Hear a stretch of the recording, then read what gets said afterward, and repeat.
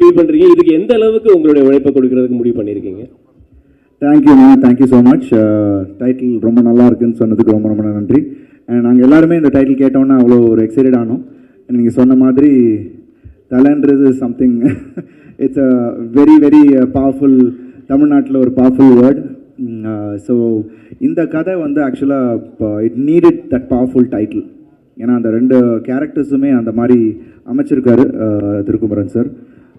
நிறைய ஒர்க் பண்ண வேண்டியது இருக்குது. இப்போ நீங்கள் இந்த ஃபர்ஸ்ட் லுக்கில் பார்க்கும் போதே உங்களுக்கு தெரியும். ஸோ ஒவ்வொரு விஷயமும் மெனக்கடல் இருக்குது இந்த படத்தில். என்னோட பர்ஃபார்மன்ஸ்லையும் சரி, it's going to be a challenge and I'm looking for it. So Thirukumaran sir கூட ஸ்டார்ட் பண்ணி, பிகாஸ் நம்ம ஃபோட்டோ ஷூட்லேயே எனக்கு தெரிஞ்சுது அவரோட அந்த இன்வால்மெண்ட் இல்லை, அது ஒரு ஏனோ தானோன்னு பண்ணாமல் ஒவ்வொரு விஷயமும். ஏன்னா அவர் வந்து கீழே உட்காந்துட்டு சில அந்த போஸ் எல்லாம் பார்த்தீங்கன்னா விரல காலெல்லாம் அட்ஜஸ்ட் பண்ணிக்கிட்டு இருந்தார்.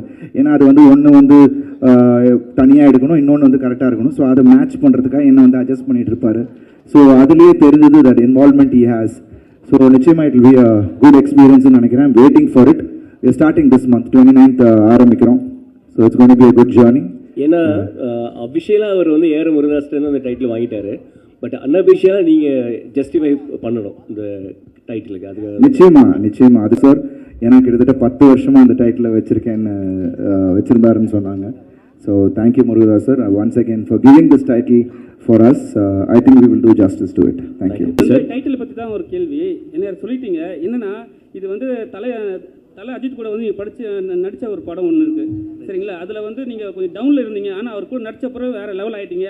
அவருக்கு எவ்வளோ ஃபேன் பேஸ் இருக்கோ அதே மாதிரி உங்கள் லெவலும் இப்போ அதிகமாகிடுச்சு, சரிங்களா? இப்போ அதனால வந்து தலைன்னு போட்டால் படம் வந்து நல்லா எடுத்துக்கும், அவங்க தலை ரசிகர்லாம் வந்து நம்ம கவர் பண்ணலான்னு சொல்லிட்டு ஒரு பிளானில் பண்ணுறீங்களா?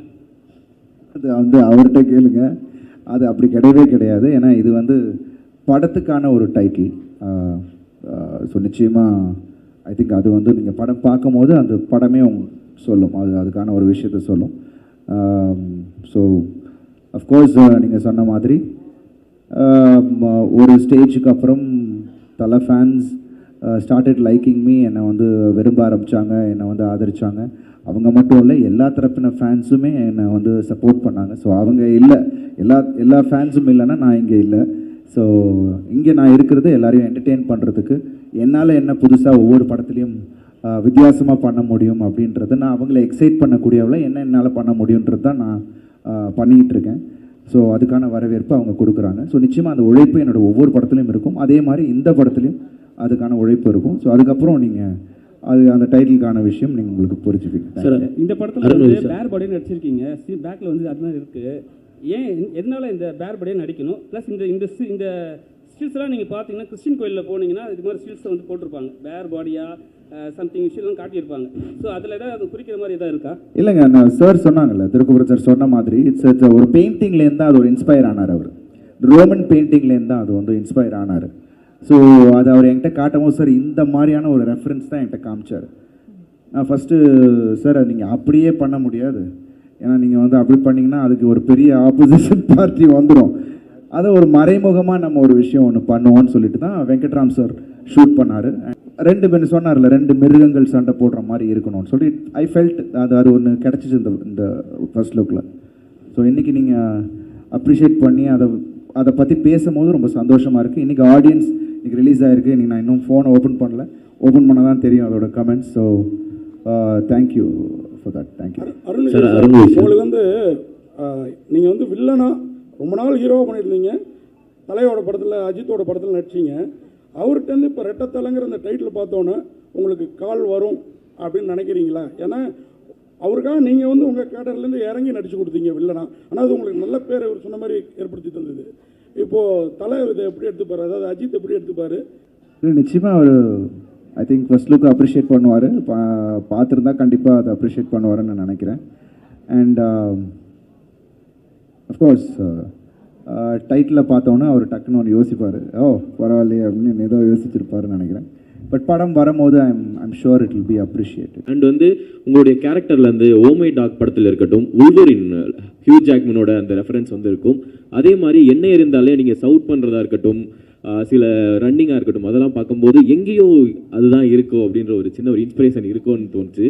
ரைட்டாக உங்களுடைய ஃபிட்னஸ் ஃப்ரீக்கு யார் இன்ஸ்பிரேஷன்? இல்லை, இன்ஸ்பிரேஷன் அப்பாவே இருக்காங்க. நீங்கள் காளி படம்லாம் பார்த்துருக்கீங்கல்ல, அப்பா ரஜினி சார் பண்ண படத்துலலாம் அவங்க அப்படி யூஸ் டு ஒர்க் அவுட். இன்னமும் நான் வந்து அப்பாவோட டம்பிள், அதாவது நம்ம நார்மல் டம்பிள் இல்லை, அந்த காஸ்ட் பண்ணுவாங்கள்ல, அயனில் இருக்கும், ஒரு ஃபுல் மோல்டு வச்சு ஒன்று, அது 2 வச்சு பண்ணுவாங்க. அவங்களோட கரலக்கட்டெல்லாம் வீட்டில் இருக்கும் அந்த டைம். ஸோ நிறைய பேர் இன்ஸ்பிரேஷனாக இருக்காங்க. எம்ஜிஆர் சார் வாஸ் அந்த டைம்லேருந்தே அவரோட ஃபிசிக்கை பார்த்து ரசித்தவங்க நிறைய பேர் இருக்காங்க. ஸோ அதுலேருந்து நிறைய பேர் இருக்காங்க. ஒரு காலகட்டத்துலேயும் ஒருத்தர் கமல் சார் பயங்கரமான ஒரு இன்ஸ்பிரேஷனாக இருந்திருக்காங்க. பட் நான் வந்து இன்ஸ்பயர் ஆனது ரித்திக் ரோஷன். அண்ட் இங்கே நம்ம பாலிவுட்டில் சொல்லணுன்னா அவர், because I really liked the way he was presented. ஒரு ஃபர்ஸ்ட் படத்துலேயே அவர் வந்த விஷயம், ஏன்னா அதெல்லாம் நான் என்டர் ஆகிறதுக்கு முன்னாடி அது நடந்தது.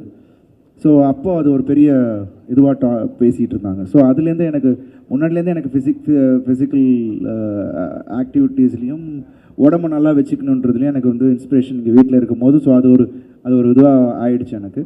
அண்ட் ப்ளஸ் நிறைய பேர் இருக்காங்க ஹாலிவுட்டில் பார்த்தீங்கன்னா, சிலோசிஸ் ஸ்டாலினாக இருக்கட்டும், இல்லை நம்ம அர்னால்ட் ஸ்வாஷ்நேகராக இருக்கட்டும், எல்லாருமே அந்த போஸ்டர்ஸை வச்சு தான் நம்ம போயிட்டு இருந்தோம். So that's huge inspiration is there. And plus ஒரு ஆக்டருக்கு ஐ திங்க் நான் வந்து ஆக்ஷன் எனக்கு ரொம்ப பிடிக்கும். ஸோ ஐ திங்க் ஒரு ஆக்டருக்கு ஒரு முக்கியமான ஒரு விஷயமா ஐ திங்க் ஃபிசிக் இருக்கணும். ஏன்னா பிகாஸ் அது நிறைய விஷயங்கள் நமக்கு ஈஸியாக பண்ண முடியுது இல்லை. ஸோ அது நான் மைண்டில் வச்சு தான் I really love maintaining. So எல்லோரும் சொன்னாங்க இவ்வளோ வருஷம் எப்படின்னா, it's actually I love doing it and I keep doing it. That's